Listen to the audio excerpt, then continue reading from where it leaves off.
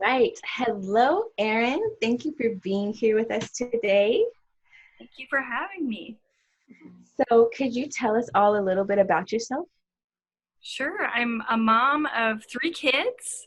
So I have my eldest is 7 now, and I have twin 4-year-olds, and they're all boys. So it's a lot of that kind of energy in this house. I'd even adopted a male dog before meeting my husband, so it's just a lot of boy. Oh, you're surrounded.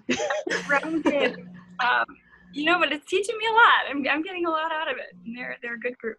Yeah. And can you tell us a little bit about what you do?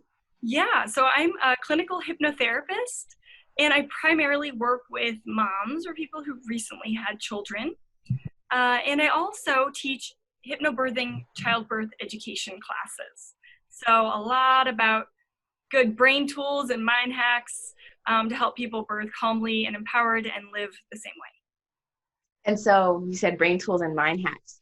Can Yeah, these also be used outside of birth? absolutely.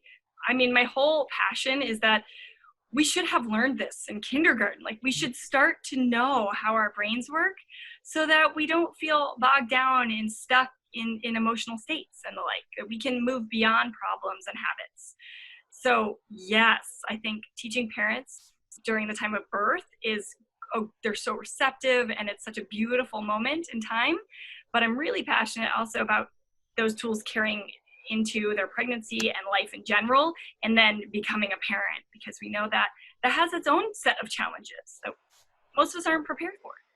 Yeah. And I love how you said it was something you thought we should learn in kindergarten Yes. because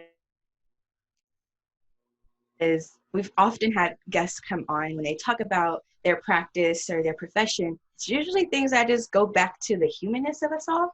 So I'm hesitating because it could be very complicated. Is there a one-on-one like crash course you could give us about the brain and how we could utilize what you practice? Yes. So you're right. There are levels of this conversation, but a simple version, just to kind of get your feet wet, could be something like even just how we think about the brain and body. So typically, traditional therapy and stuff like that talks more about your mind as if it were a tree. That, oh my gosh, we have to get to the root. It all happened there. But in the model I work with, it's more that the brain is like a rhizome, that it spreads out and everything is connected. And while new things, new shoots can come up from anywhere. And when you start to work within your brain and mind, you can start anywhere. You don't have to be like, oh my gosh, there's this one end all be all down there. That you can really just start somewhere, which I think can be really empowering for people. They're like, okay, what's going on right now in my present moment? How do I want it to be different? Mm-hmm.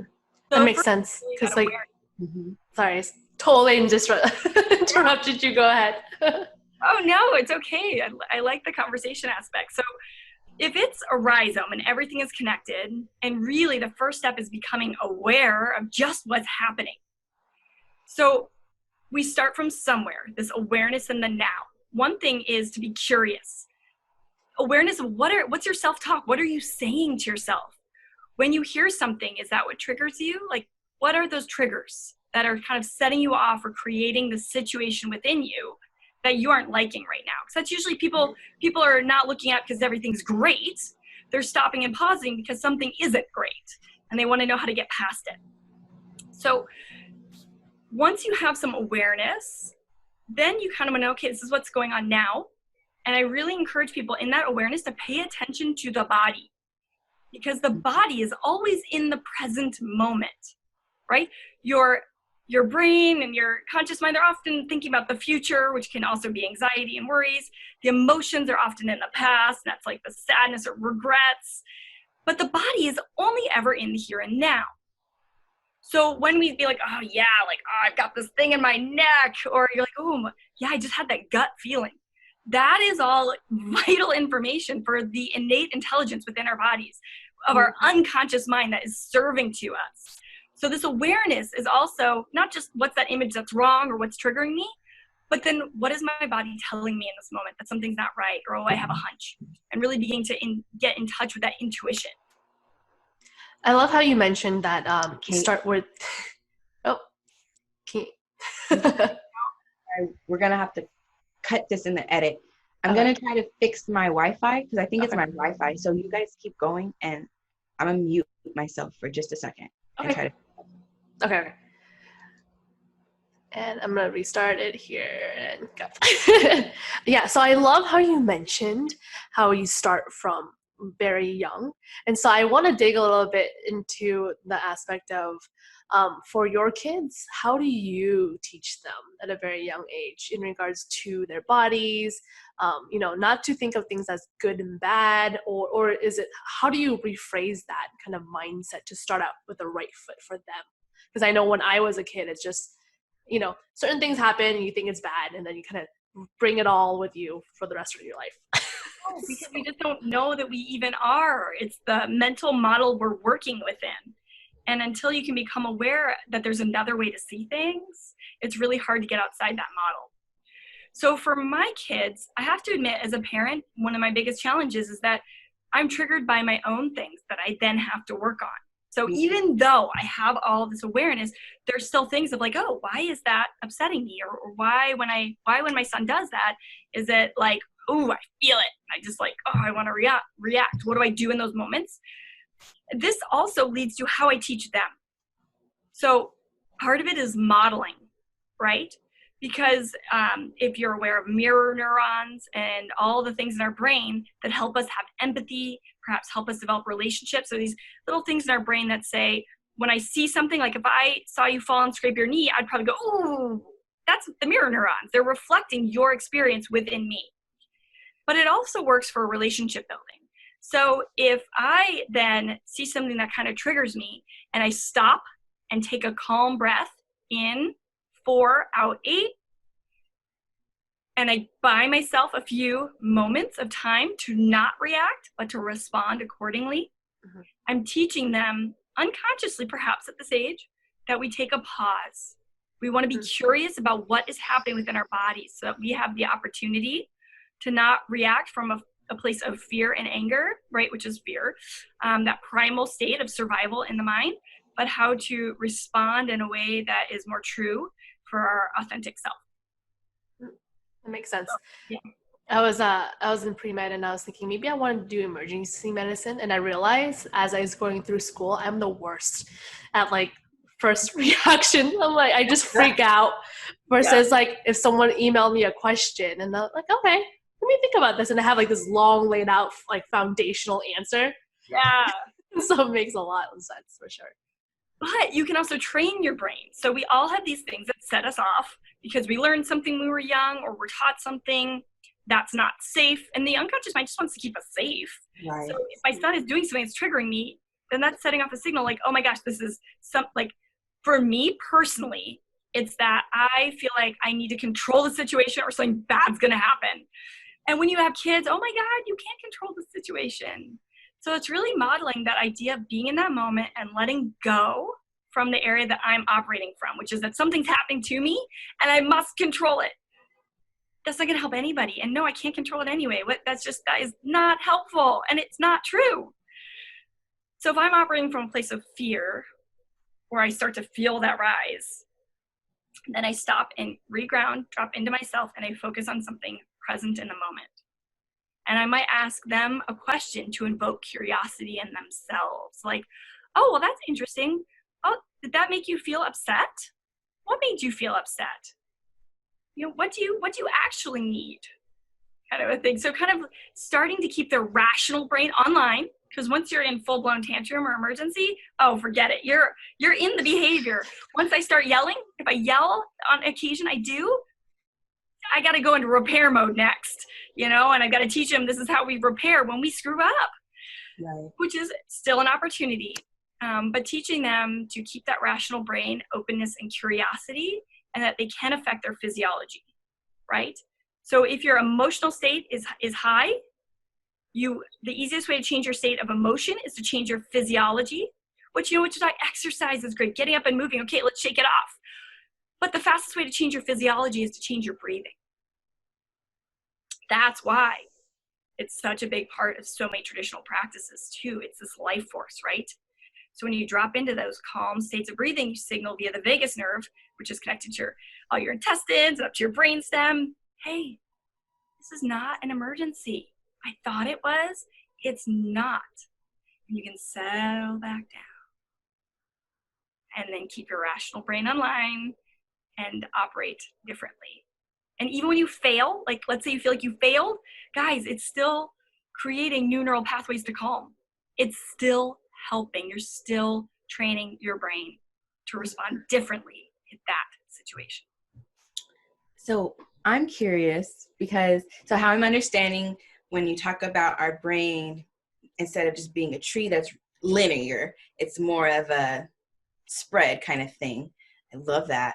And I love how we're talking about this in terms of children who, they're a little bit more moldable, they're a little bit more impressionable, but then us as adults, and we've been training our brains to respond to situations for the same way for so long.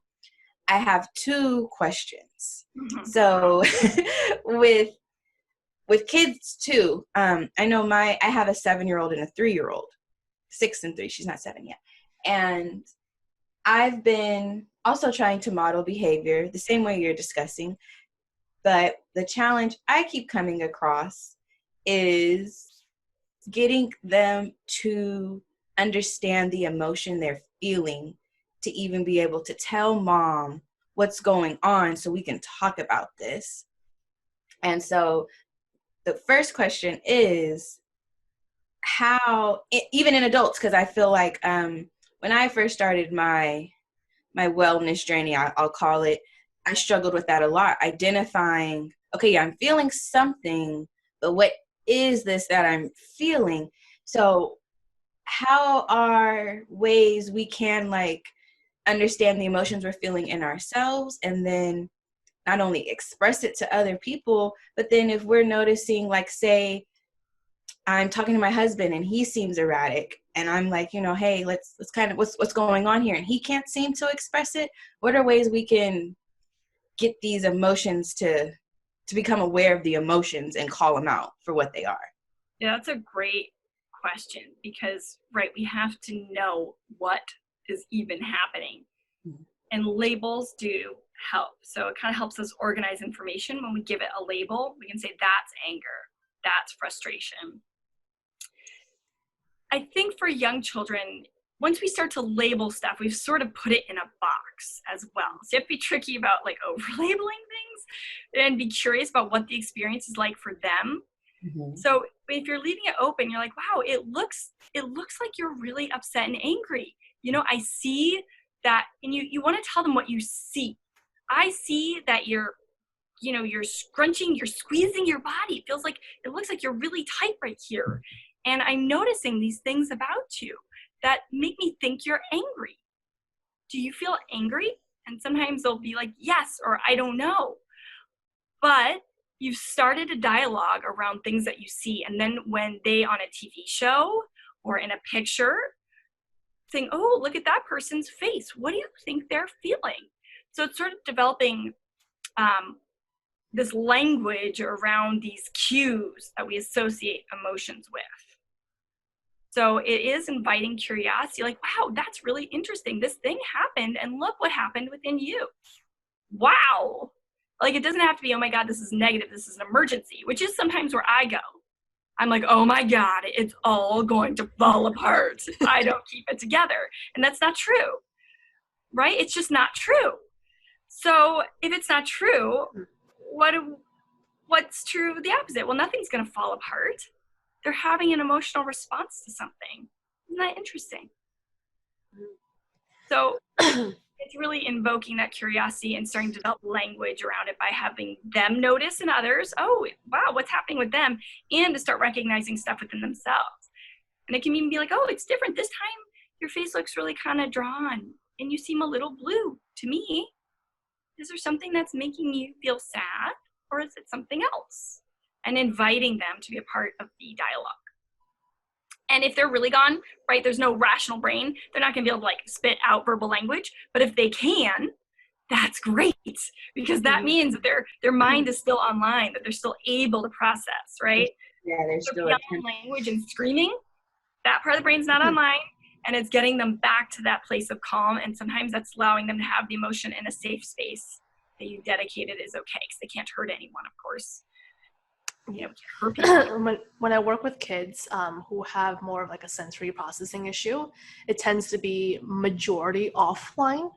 And so a lot of times you can see, you know, the behaviors, the tantrums.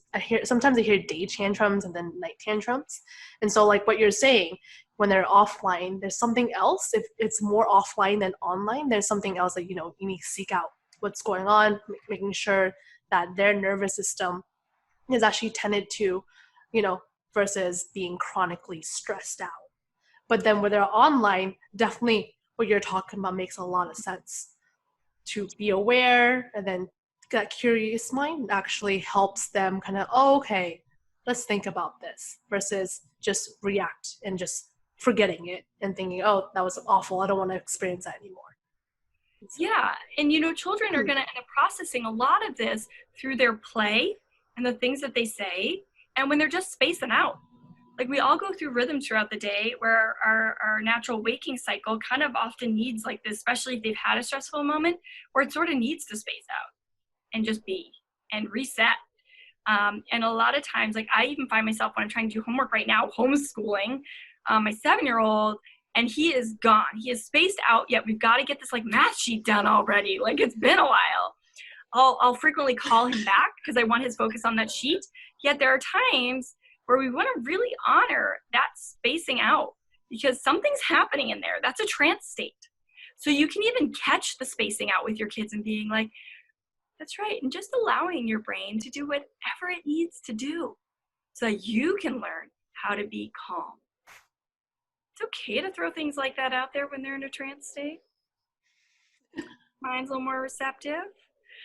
You don't want to intentionally manipulate them, but inviting their mind to curiosity and help them find resources. You don't want to ever tell them what to do.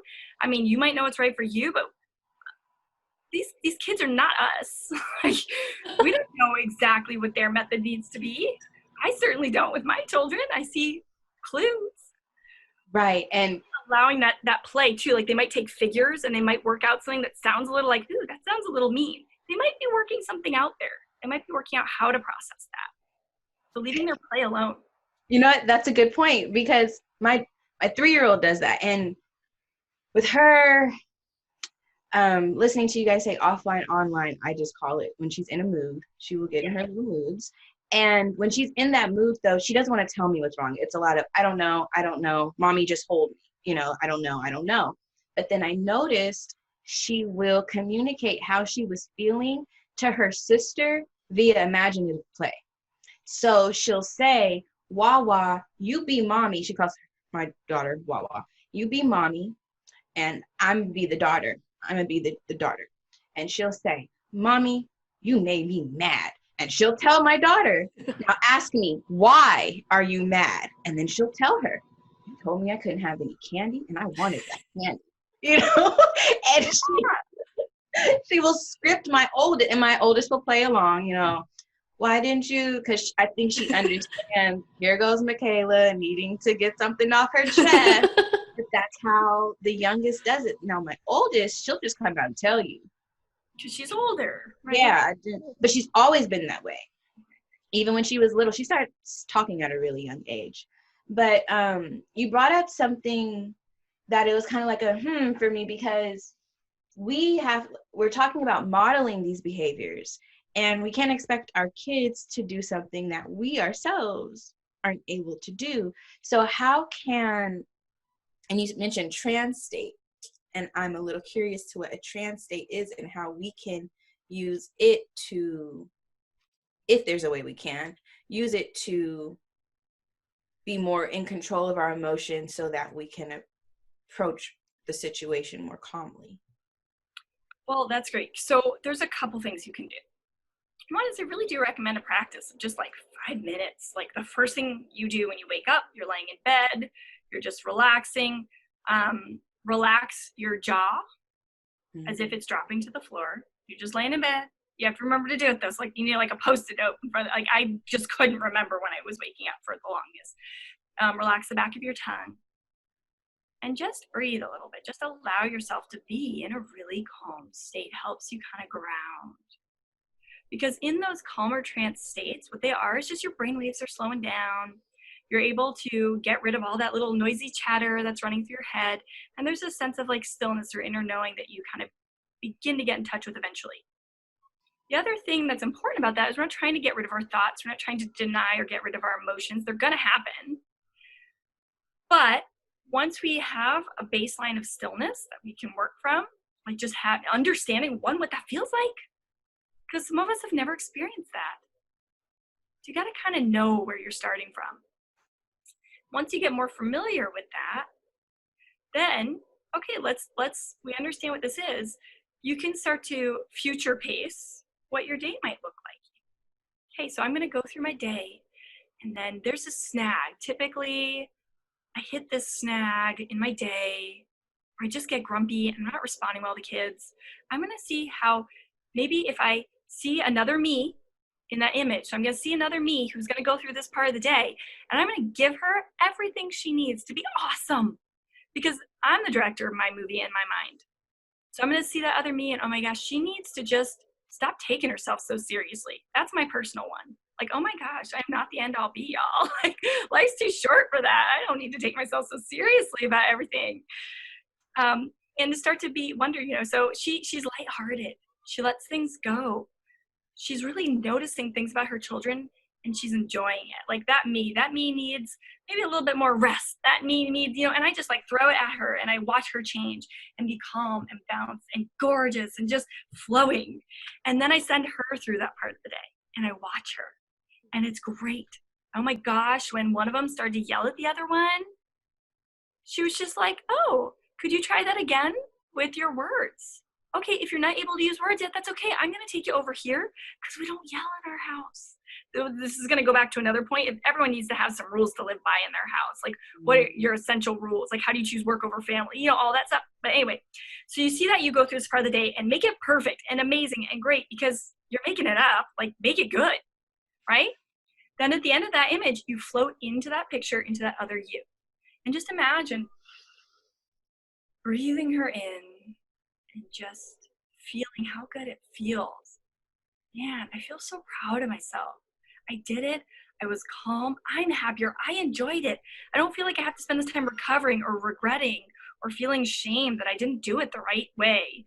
But I felt open and maybe everything wasn't perfect, but wow, I felt like I was really there and I'm learning and growing and I was with them. Oh my God, that's amazing. And when I've integrated all that I need to learn to help that be a new mental map of reality for me, right? That's why we use stories with kids, guys. We need to create these mental maps of being. My eyes will naturally flutter open and I'll come out of it. So it's really great for work things. That's just a great way to future pace, to use that sort of trance state to change.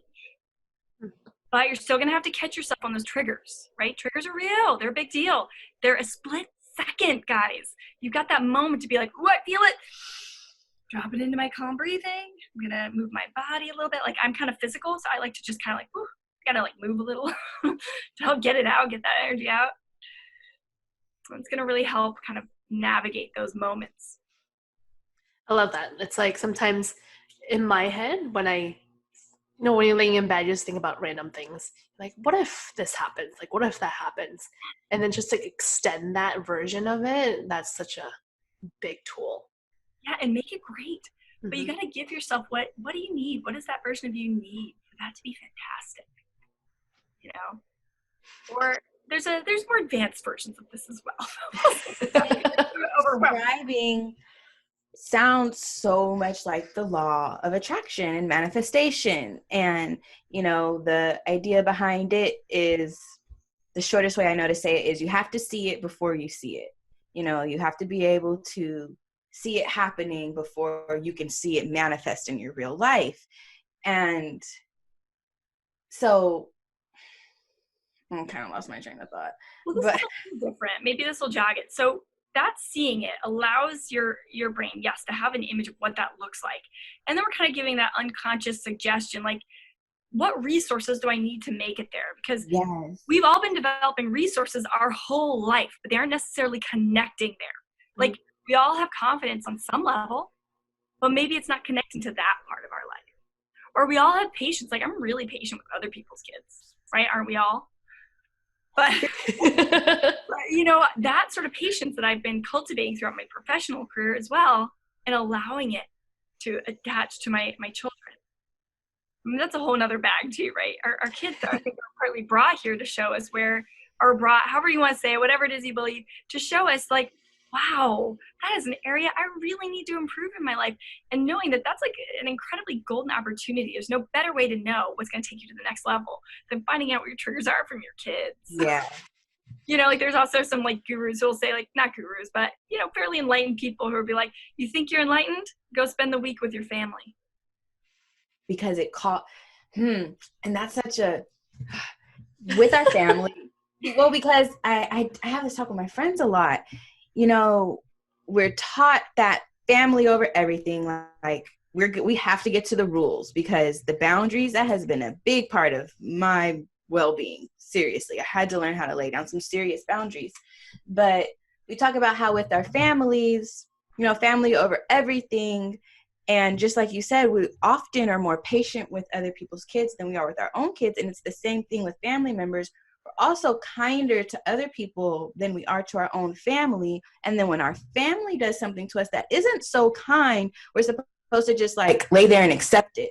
But if a stranger came and did that to you, we would all be ready to fight said stranger over hurting you. You know, like, we wouldn't want to allow that to happen. So why is it okay that we allow these things to happen in our family, which gives you that feeling of not being able to control your life? Because, like you said, you want to see how enlightened you really are. Go with your family, where you're really going to have to exercise, you know, these practices you talk about all the time. But that is really what it comes down to, because then I feel it's more of a community healing that needs to happen. And are you going to be able to stand in your beliefs to facilitate it, type of thing? There's challenging things there, of course, because sometimes family members are not willing to have a conversation or don't want to agree to the same rules that you want to live your life by. They're just not there. And we can't make them be there. With family, it can also be challenging, or past relationships and stuff, because there's like this sense of, like, whatever energy stuff you believe in, that we're in a way connected to people that we've had. We have family with, maybe there's a lot of history there, and we're sort of in this way, like, energetically tied. Our belief systems are really connected to them.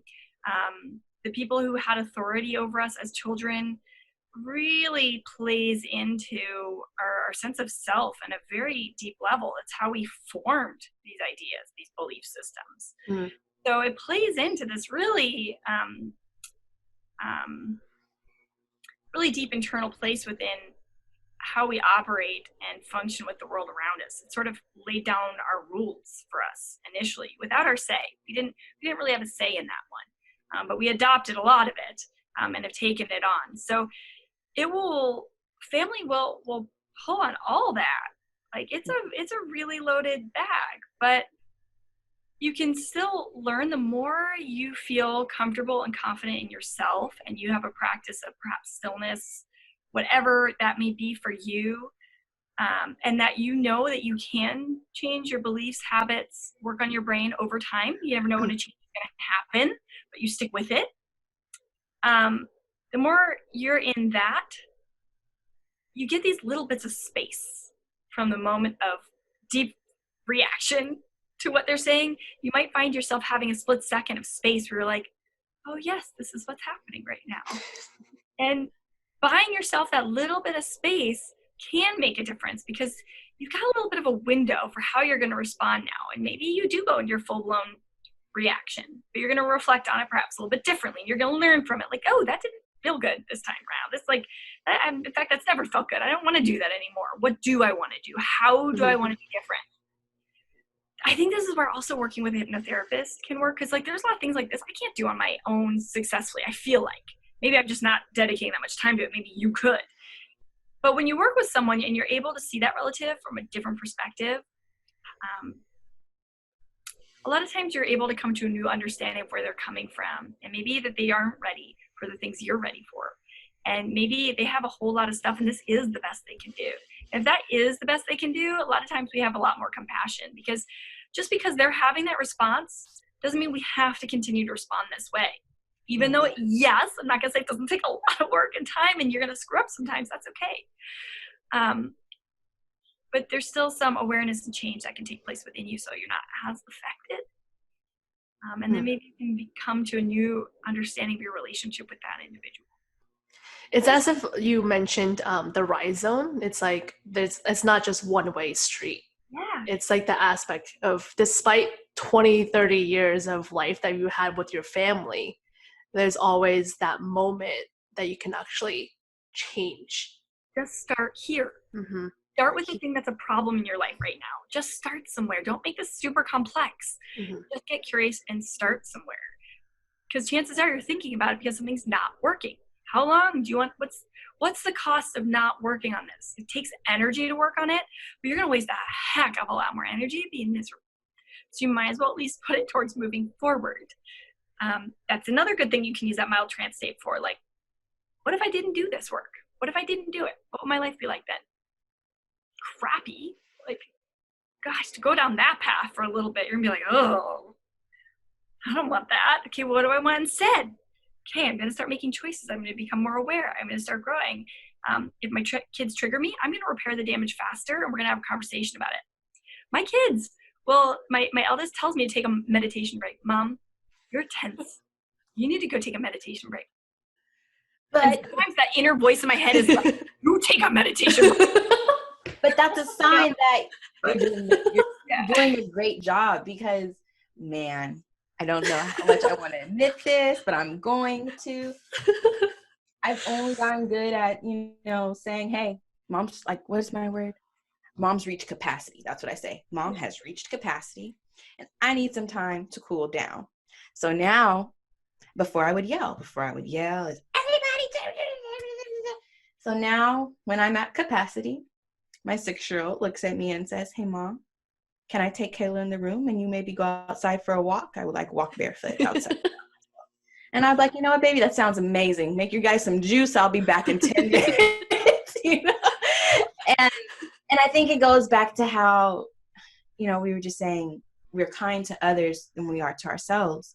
You, especially being a hypnotherapist, would tell someone, hey, go out and take a break. It's okay to give yourself a little time, a little space. We often don't give ourselves that grace to say, I need a break right now. That is what, like you were saying, this is what the best version of me needs. Then it comes down to, well, am I going to give it to her?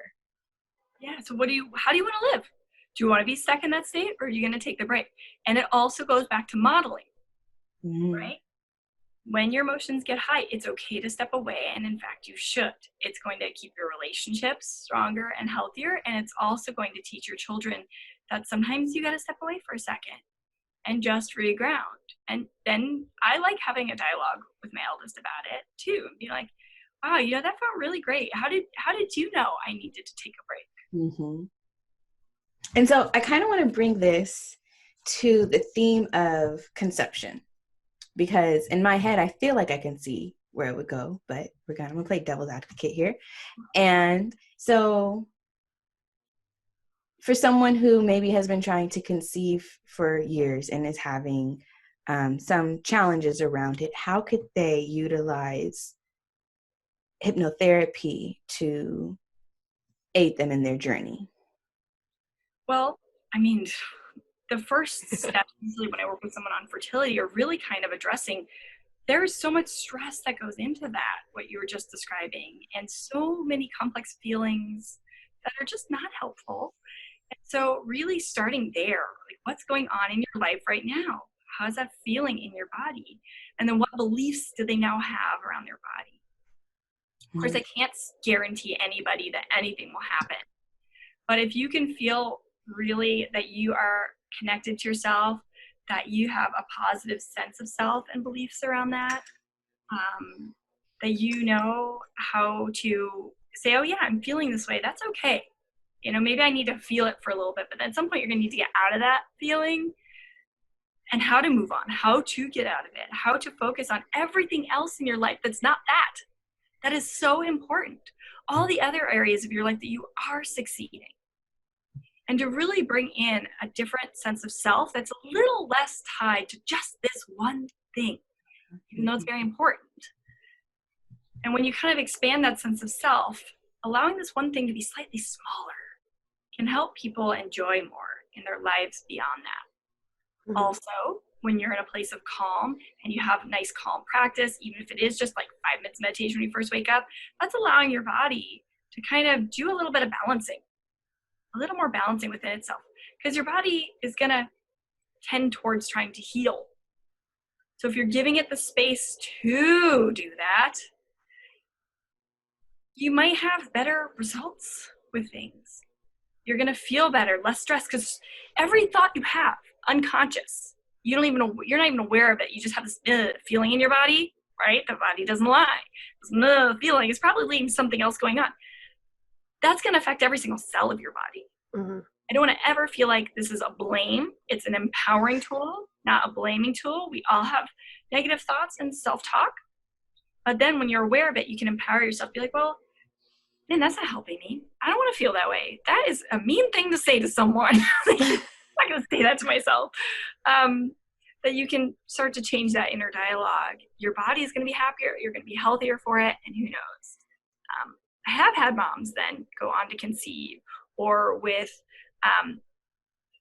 IVF to have it then be successful, because maybe it's dealing with past beliefs and dealing with stuff that's even beyond just the here and now that you get to, dealing with whatever it is, or checking with your unconscious mind, like, hey, unconscious mind, what do I think this is? Your body has a lot of innate intelligence. It doesn't communicate to the conscious mind, right? You don't know what your heart is thinking right now, but you can feel it, or you can see someone's heart by the expression on their face, or you can see the heart brain working by their tone of voice.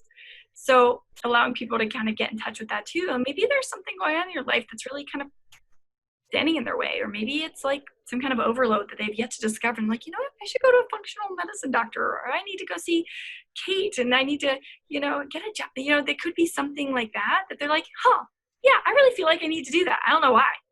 That inner knowing. Mm-hmm. And Kate, that reminds me of what you like to say, where our bodies know how to heal. We just have to get to the place for them to be able to do what they need to do. Yeah, allowing that space. Just to add on what Erin was talking about, I love how you mentioned the no blame aspect. Like, don't blame your body, because there's something in the birthing, fertility world saying there's a progesterone steal, to where our progesterone, which is like the happy, calming hormone, is made up of certain things like cortisol, that under foundational layer. So in a sense, it's like either you're healing or then you're stressed out. But it's not like it's a good or bad thing either way, healing or being stressed out. Because either one, you need to eat, digest, do your thing, or two, you need to run away from this thing that's scaring you, or fight it, or whatever it is. And so a lot of times is your body prioritizes, literally biochemically prioritizes what you need at the moment from your mindset, like that you mentioned so much about.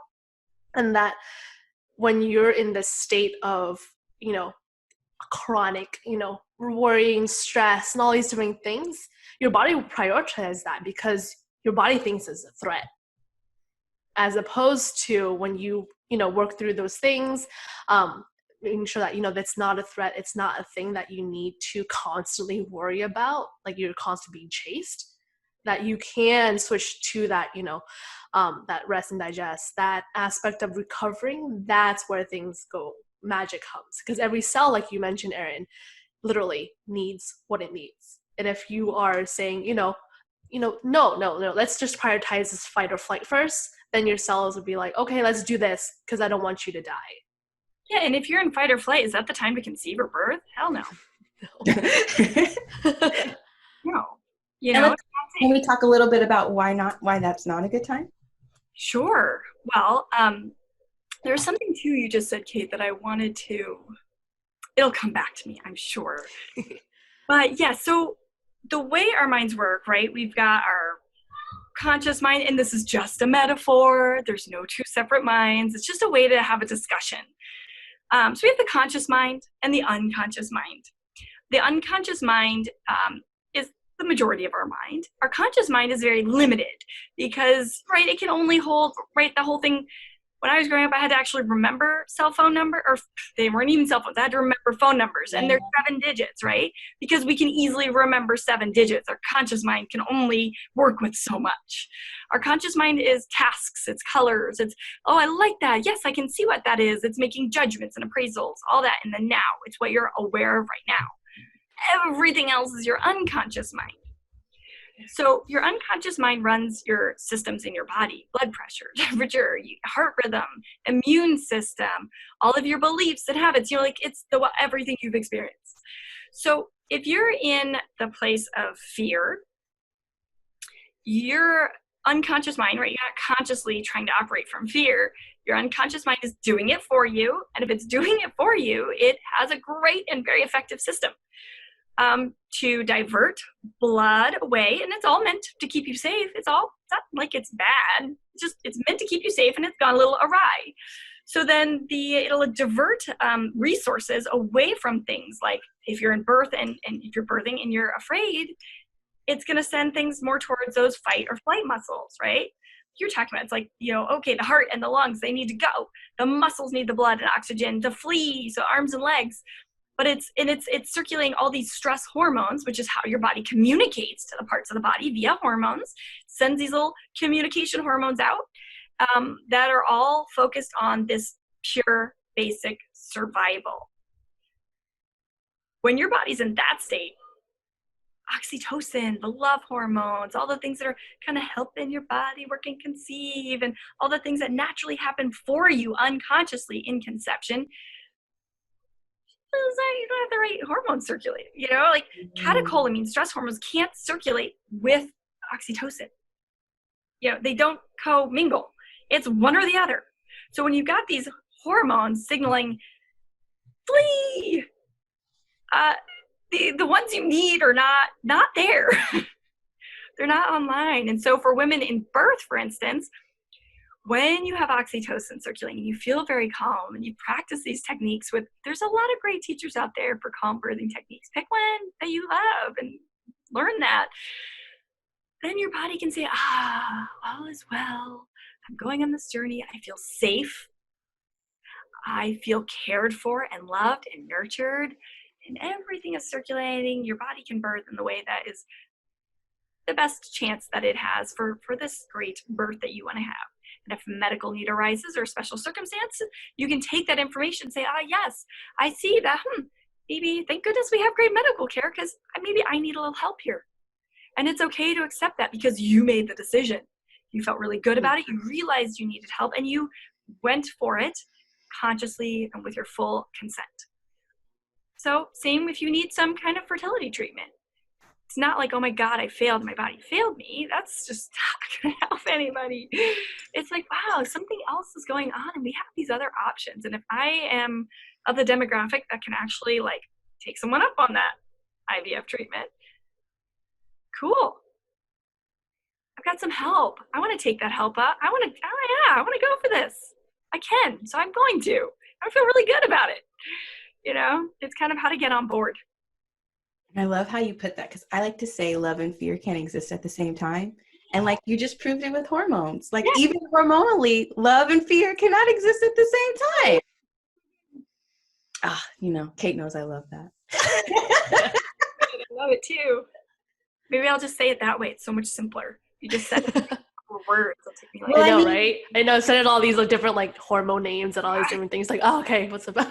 But that's what I find so fascinating, because it's like you said, even in different energy practices, even in different spiritualities, it always comes down to that. And Kate often likes to say how being a chiropractor, and when we talked about chakras in another interview, and how that aligns with the spine.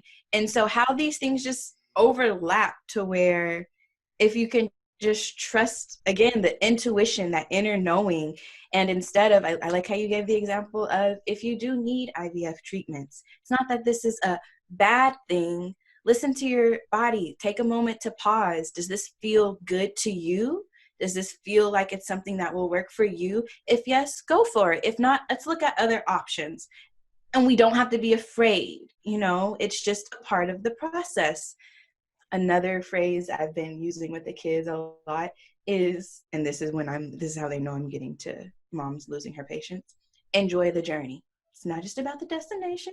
Let's enjoy the journey. Let's just enjoy this little walk. And we're going in just a second. And that also helps alleviate the tension,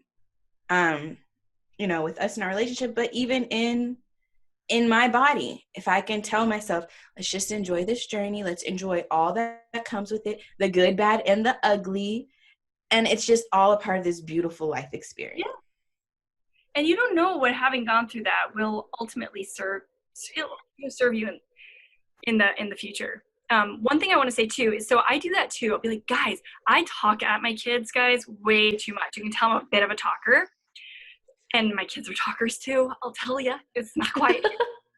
So I'll talk at them and I'll say something like that, like, just enjoy it. But then I've come to realize that if we're on a journey and someone's complaining about something, if I then instead show them how to enjoy the journey, it's a whole different thing. So if you're like, oh my gosh, guys, that is the coolest flower I've seen in a long time. What do you notice? Their whole attention gets diverted. Or, whoa, what is that? Do you guys hear that bird? Wait, shh. That brings it back into their body and the experience of experiencing something in the moment on the journey now, rather than, which I tend to do a lot, tell them to do it. So I want to model how we actually do it and bring it into my body first. You have to go first. Parents, you have to go first. They will follow. Regulate your own breathing first. Regulate your own state of mind first. See the possibility. Because this also ties back to what you're both saying with, when you're in that negative thinking, or you're trying to conceive, you're like in this cycle of like, I think about this is what I'm telling myself, this is what keeps happening, keeps justifying itself, see, I was right. And you're in this tiny little box of little neurons that just like to justify each other and get stronger and stronger. But when you start to get a new perspective or consider other options, which you can do hypnotically in a lot of ways, you start to build those neurons like outside that little box. And when you do that, when you can see things from another perspective or step outside of that feeling instead of just telling and being in it, you open new neural pathways to new possibilities, new learnings, something different. And if you hadn't considered those other possibilities, chances are most of the great things that have come in your life are because it was something just outside that. You were able to step out of it. So a lot of these tools are really to get outside that small, limited box of that negative thought pattern or that anxiety or that habit you have, and allowing your brain to expand like the rhizome to send up a shoot someplace else, a new possibility, a new growth. It's funny you mentioned the flowers, because I had, when I was at a house call, one of the moms, I think the kid was like, I think 3, she was like basically distracted for something, and then all of a sudden she's like, oh, do you hear that? It is owls, and she loves owls. And then she got really happy and excited. I was like, oh, that was smart. But it's like that even with ourselves.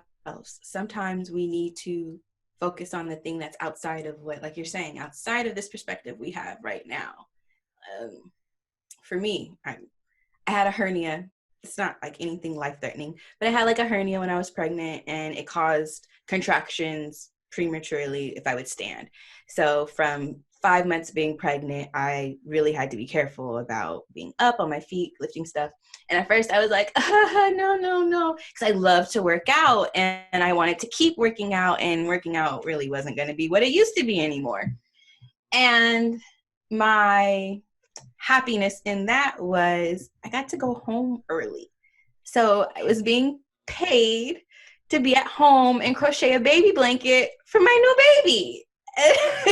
And like, for me, like, that's how I look at it. When we have to find the little things, or now when I'm talking to a mom, because I'm a photographer, and so I'll work with pregnant women a lot. They start making those faces, and they're, oh, the doctor just told me it's Braxton Hicks. I'm like, yeah, but do you feel okay? Because I'm thinking maybe you should sit down for a second and not just bear through the uncomfortableness. And so, like how you said, we can now get lessons from the things. And then I feel our experience, just like you coming on here, us having this podcast, once we share those experiences and we get the conversations out, it probably wasn't just intended for our benefit. It was probably for the benefit of others, the whole.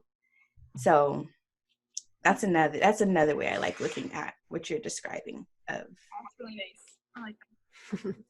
And so as we wrap this up, any other questions you have, Tiara, for Erin here?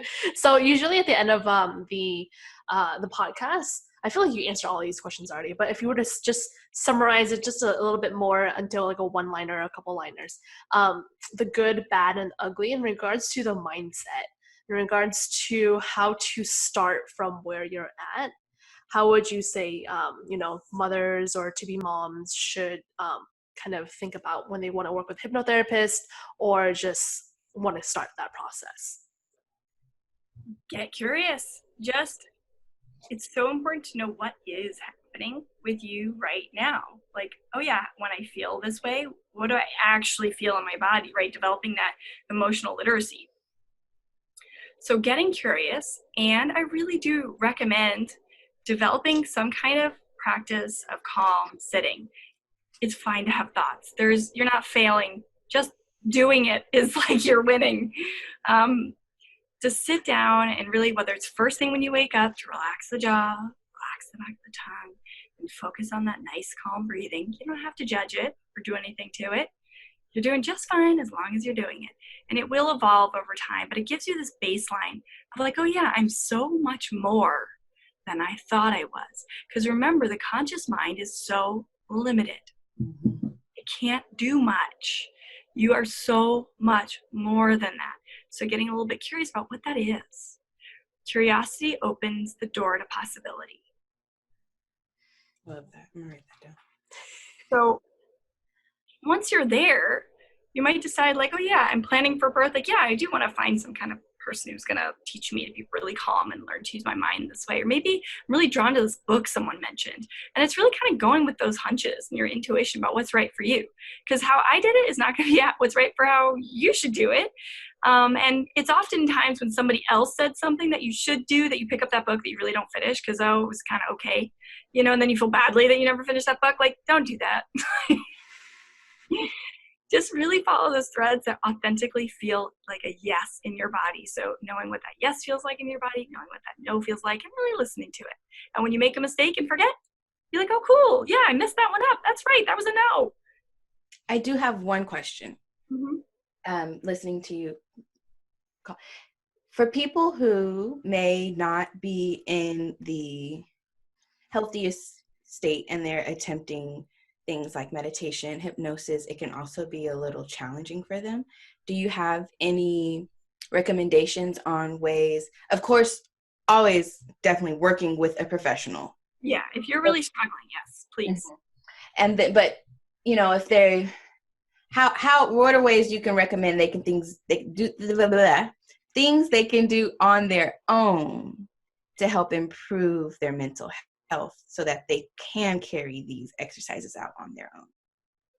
Very good. Yeah. So one, you're going to really, if you're really struggling, there's a lot of negative self-talk most likely going on. So knowing what you're actually telling yourself throughout the day, journaling can help with that, writing it down so you're really becoming aware. Then you're going to feel like you're lying to yourself most likely, but you're going to have to replace it with something positive, even if you don't believe it yet. So to say, like, if it's somebody who's like, look, I'm fat, stupid, and ugly, and that's what they're telling themselves all day, that is really so sad and heartbreaking, and they would never tell somebody else that. So it's with help, definitely, but finding that way to say, I'm beautiful. I'm changing and growing each day. And it's really finding something that you can feel like, okay, maybe I don't believe it right now, but I'm just going to start moving forward. I'm just going to try it on. If you try it on and you give it a good 3 months and it's not working for you, change it. Learn and grow, but you've got to just start somewhere. The other practice that I really love comes from, which is about what I described. It comes from Melissa Tiers, Tiers, and it's her New Yorker 1 minute self-hypnosis. And so sitting just meditation can be really hard for people. Like you said, maybe a lot of the negative thoughts come up, things that they really just, it's not going to serve them to spend time with. The 1 minute self-hypnosis goes like this. You count down from 10 to 1. And you need to do it because it keeps your conscious mind busy so you don't forget what you were doing. So you go 10, close your eyes. Imagine 10 fades from view. I'm not hypervisual, guys.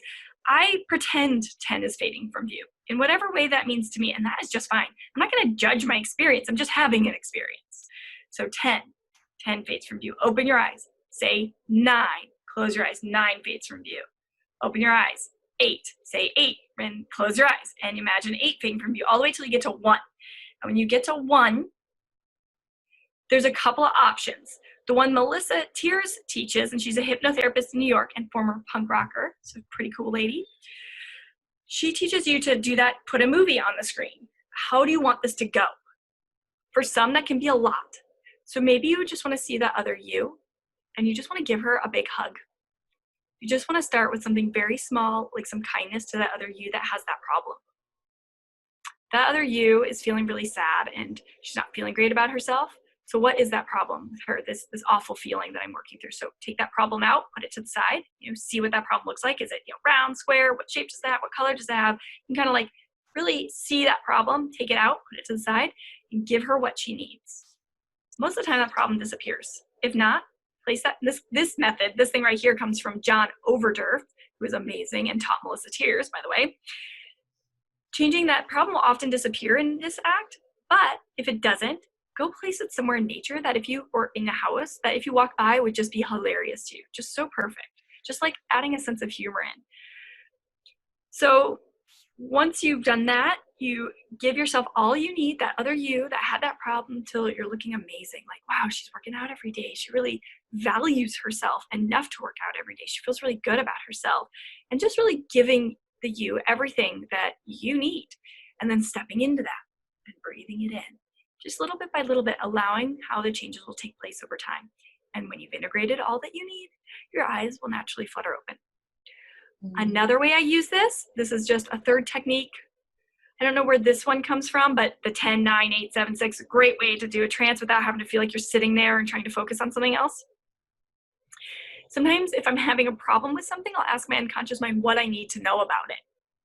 So I'll just suggest like, hey mind, I don't know why I'm feeling so upset about this, or I just can't shake this feeling in my gut. I'm not sure. What do I need to know about this? When I'm ready to begin, I'll close my eyes. And then I'll give myself that thing too. When I'm done, whether I'm consciously aware of the answer or not, my eyes will naturally open and I'll call it done for the day. Maybe I'll know what the answer is right then and there. Maybe it'll come to me some other time, or maybe I'll just have a change of feeling. I don't know. So you can use these tools in ways that are like that. But there's one last thing I know we really need to wrap up. If someone's really having some incredibly deep emotional states that are really stuck, and this whole idea of sitting sounds awful and not doable, look up EFT, the Emotional Freedom Technique. Watch a YouTube video on faster EFT, because quite frankly, if the faster version works for you, why do the long one? We all have limited time. Just do the quick one. If the quick one doesn't work for you, explore some of the longer options. If regular EFT, there's even something called TFT, thought field therapy, which is very algorithmic and specific to each emotional state within someone. Find a practitioner if you need help starting with this. But what it can do is help move that energy up and out, and it's the only time I let myself vent. If I need to vent and I'm pissed or I'm really upset about something, if you vent while doing the tapping, even though I have this anger, I love and accept, obviously that's something I work on, right? Deeply and completely. I love, right? And then I go through it, this anger. Oh, it just makes me so upset when this thing happens. Oh, I wish they just wouldn't. Because when you vent while doing EFT, you're actually moving the energy up and out instead of digging the neural pathways deeper. When you vent any other time, you're making it worse for yourself. You're like myelinating those little neurons, making them more permanent. Don't do that. Don't vent. Vent while you're tapping. That way you move it up and out. You know you're done. You keep doing all the rounds. You know you're done when your perspective is totally shifted and you don't feel that thing inside you to the extent that it was. So a lot of times I'll encourage people to keep tapping until they get to a place of like, you know what? I think I just woke up on the wrong side of the bed. Yeah, that's right. I had that dream, and then, it had nothing to do with the other people at all. Oh my God. Oh my God. And you come to this sort of place that it wasn't what you thought at all. And in fact, you can really learn from it, and you give yourself a little compassion, maybe compassion to other people, and the thing is shifted. So you just kind of keep going. So do that too. I love that. Thanks for those. Kate, do you have anything else you would like to ask Erin? No, I think that's it for now. And we talked a little bit before. Okay. You're like lots out there. Well, Erin, this has been awesome. Thank you again. Can you please tell everybody where we can find you online and connect with you? Sure. So my website is birthevolved.com. If I could have had like birth evolving, and I would have gone with birth evolving. But Birth Evolved sound like a better name to me, so birthevolved.com. I am on Instagram, have to admit, especially now I'm not very active. I have a priority to my current clients and my family and myself.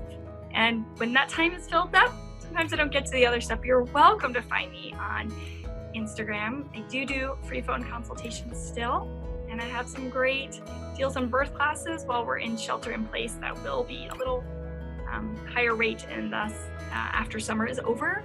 So I recommend if you're thinking about something like this, check it out now. Love it. Thank you again. Awesome. Thank you. So it was really great talking with you. I feel so honored to be here with such amazing people. So thank you.